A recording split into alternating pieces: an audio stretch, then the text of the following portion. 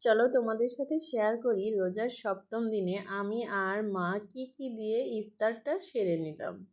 Hello everyone, আসসালামু আলাইকুম। কেমন আছো তোমরা সবাই? সবাইকে মাহে রমজানের পবিত্র শুভেচ্ছা।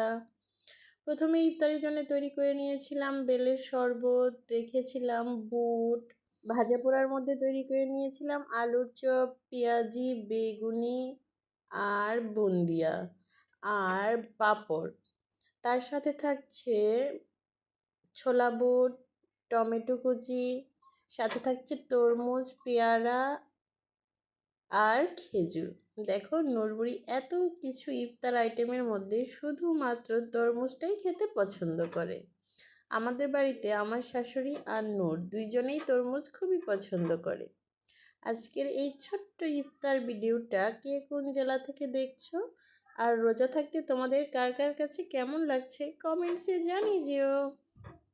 এইসব রোজাগুলো যেহেতু ফরজ রোজা, সবাই থাকার চেষ্টা করবে, তাতে আল্লাহর নেয়ামত আরও বেশি করে বাড়িয়ে দিবেন। যতই কষ্ট হোক ফরজ রোজাগুলো সবাই পালন করার চেষ্টা করবে। আজকের এই ছোট্ট ভিডিও এই পর্যন্তই। Thanks for watching my video.